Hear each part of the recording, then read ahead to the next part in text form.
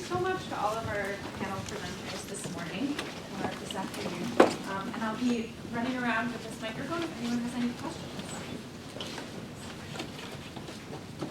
Those were great. Thank you. You know, a common theme this morning has been collaboration. And we were listening to Earl Lewis last night talk about, gee, did you ever think of two people writing a dissertation together? And I dismissively thought, no, other than Charles and Mary Baird, I've never thought of two people writing a history or painting a great picture or writing a great novel. But actually listening this morning to us, I'm thinking collaboration actually is an important skill, at least in public-facing history. And I'm wondering what, if anything, since this is as much about what the department can do as it is advice to graduate students, the department can do to give us some training in collaboration. I certainly got none. And again, my professional school experience is watching case studies where students come together to brainstorm and solve cases. But I'm just wondering if you have any thoughts about what did work for you in terms of learning collaboration here at Michigan, or what could work.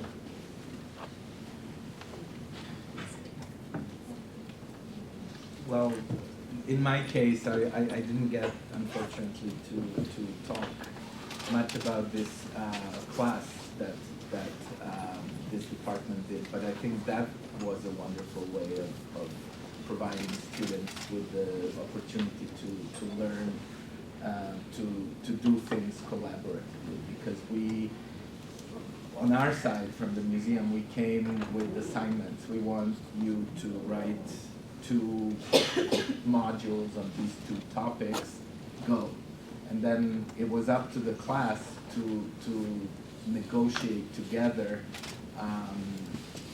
you know, what the parameters of this were, how to define the topic, how to, in other words, much of the work, I would say most of the work was done collaboratively, and in my time at Michigan, that was not, or at least I was not thinking, or there was no example where I would look on this floor to see that was a thing that was valued and kind of, other than, you know, high-powered, big, you know, field-changing articles by 2 senior, you know, scholars.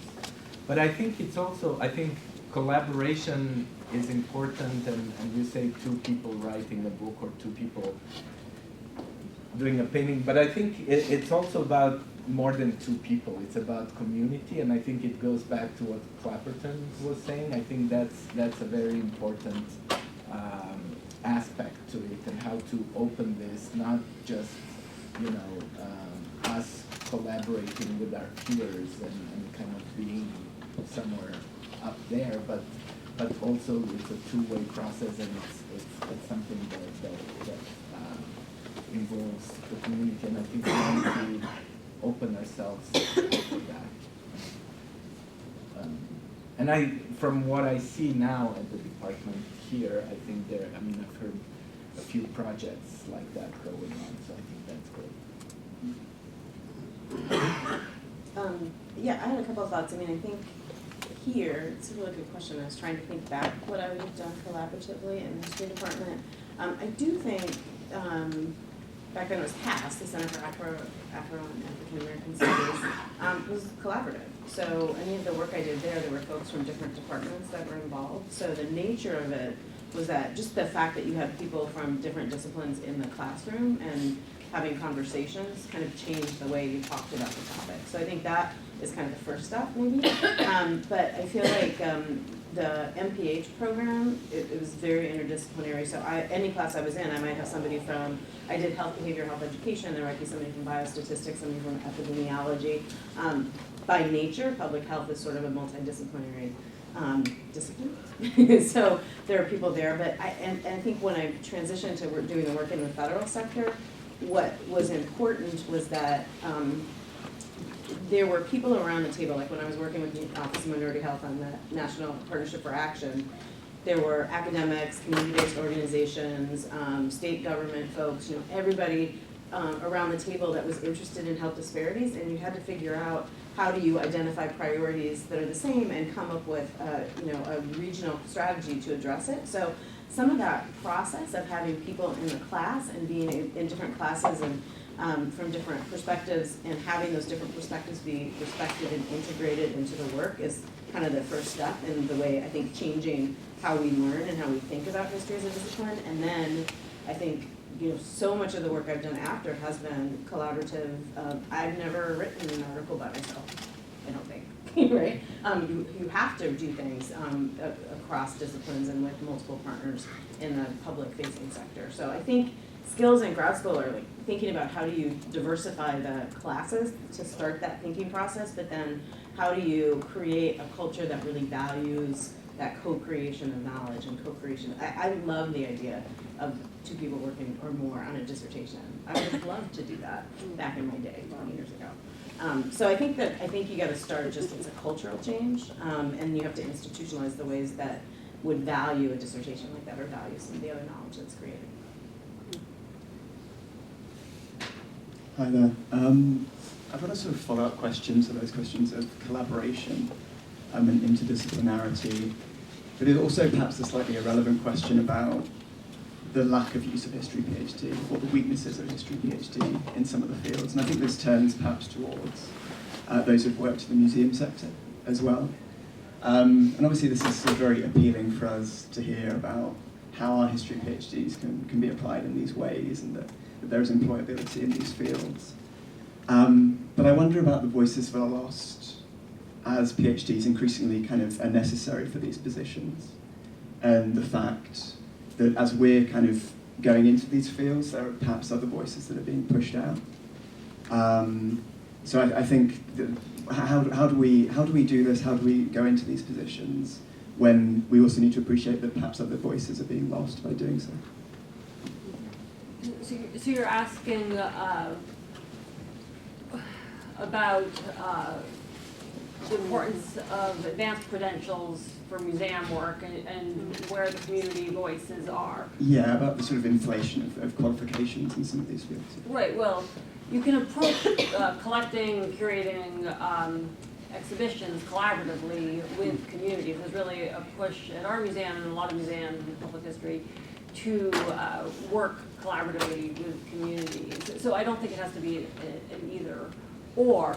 I think, it is really important that we bring knowledge of for my institution, the long span of American history. We can put things in a larger context. We can do research, we can do it quickly, relatively quickly, and we know how to write and share knowledge. So I think those are all good things to have in a public history institution, and I think that being respectful of communities and listening to them and hearing how they understand their history is equally important. Can I don't need to jump in, but I just wanted to elaborate on the question. Oh, yes. Because I thought that the question behind the question was kind of about not just communities, but like other people in the job market you are competing against. Yeah. And in that sense, so and I was thinking of something like kind of similar, and it was like, what kind of interventions will we need to be making at the point of application to a PhD program, so that we're not like, whoa, shoot, I'm here and I don't know like what I'm actually gonna end up with. But for here, I felt like I was hearing like, what do you do with the fact that it's not always necessary to earn the PhD am I? Absolutely, but that it increasingly is, and that those and what do we do with that? are being pushed out. Okay. Yeah, so the question is, It's all I'm really kind of hearing is like, I think maybe there's like a critical element to the conversation that could be introduced as well, where we are in fact trying to have grad students, be employable, but at the same time we're trying to argue for the utility of departments in the PhD, and so there are like different interests going on, and there's just like a whole larger conversation just about employment in general that like we don't talk about as much. Those are like the lost voices of it, I think. So I don't even know if it's a question, really. I mean, it's not in the way that I more of a comment now. I think the PhD is very valuable. For my job and at the museum, having a PhD and having a base of knowledge in a particular area and being able to put it in the larger context is extremely important. I've hired a couple people in the last few years, to help who know about things I don't. I've started a new collecting initiative around Latino philanthropy in relation to war. I'm an 18th century Atlanticist. I don't know a lot about 20th century Latino history, which is what I'm starting to collect around. So I've hired a woman who's a graduate student at Texas A&M, a doctoral candidate, to help work on that. I also hired somebody who's got a lot more expertise in material culture than I do to work on collections assessments and sharing stories. But they're both either in a PhD program or the other woman has a PhD and can put things in the larger context. So I think the PhD is very valuable, and I think it's valuable. One thing that does worry me about some of these conversations is that people will go away and think it's all about transferable skills. It's knowing how to collaborate, engage multiple audiences. Well, yes, you do need those skills, and you need to know how to accounting and budgets and whatnot. But you need your base of knowledge, and you need your research and writing skills, because you can develop those other skills, collaboration, accounting, whatnot, in a lot of lines of work. But what makes you distinctive is that you are an expert in a particular area and you understand the larger context. So I don't think you should lose sight of that. Mm-hmm. That's the key sentence, really. You bring knowledge and you understand it in a larger context and how to apply. Amanda, correct me if I'm wrong, but having curators at the Smithsonian had PhDs traditionally, the major curators, that's not a new thing, right? In the last few years, the museum has done a lot of hiring. I think about 25 new curators have been hired, and almost everybody has had a PhD. That's not true for the earlier generations where there's a range of backgrounds. So this has been the direction the museum is going in. And that reflects, there's a history to the museum that we could go into sometime else about why there's been this change. I had a question. About comment about this conversation that we've had. So much of these conversations have been about the value of collaboration, pushing towards more jointly authored things. And, that's wonderful, and I sign on to that 100%. But I want to juxtapose that with something that was talked about yesterday a little bit, and that is the sort of home for the misfits within the history department. I went into history because I thought it was such a comfortable home for introverts. That's an interesting. And I still think that is one of the things that I still think there's some truth to that, and I think there's also some value to that. There is. I would hope that we could advance forward the conversation about making spaces for collaboration in a way that accepted the value and celebrated the ongoing value of solo scholarship. I do think that it's one thing that has been quite good about history: an authorial voice, the distinctive individuality of a lot of the scholarship that we produce. We're not scientists, in a way. That thrive on teamwork. We can do it too, but we don't have to. And there's value in some of that I think risks getting lost as if we simply shift from a praise of individuality to a praise of collaboration, but rather opening up what we currently have to multiple ways of doing scholarship. I just wanted to offer that. Can I need the mic?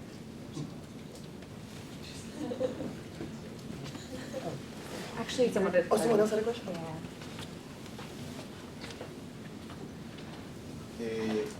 It's not an either-or. What I would say to my colleague. Right. Some of us are still able to walk and chew gum at the same time. We publish, but we also collaborate. We use our authorial voice in order to be more valuable to a larger conversation. We take from that larger conversation new tricks to enrich our work. So that's what I would say. The second thing that I would want to go back to what was raised about what might be lost. I would say that the University of Michigan, nobody is saying that we should, the PhD in history, let alone one from this university, is worthless or less important. No. The argument we made for all these things that you can do with it was actually additional to its value that it already has. I am living testament, and several of my colleagues are, to the power of a PhD program from this particular university. And I will defend it any time as one of the best, if not the best, history program. Why? Because of the way the University of Michigan DNA is set up. Set up for you to explore and to define your future. If that means having to go and do anthropology, anthrohistory, environment, to do some medicine component in there, that's you. And that's its power. That then opens you up for multiple job searches. And to me, I think this is something we should build on. Having said that, that then gives you the power to go well beyond and to be ambitious. So we are simply saying, how do we institutionalize and build on that?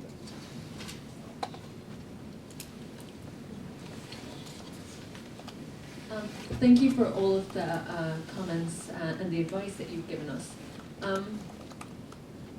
I'm wondering about, a lot of the comments have been structured seemingly around this flexibility of time and a luxury of time that people might have while in graduate student programs, which seems odd as a statement to make, but I think it's very relevant when you're a domestic student and not an international student who has to do everything with the United States government breathing down your back, setting a time limit on how long you can do this for, and the added pressures of getting funding to ensure that you can stay to keep doing this work, because a lot of international students can't continue that work in their home countries, wherever that might be, if they even have a perception of that.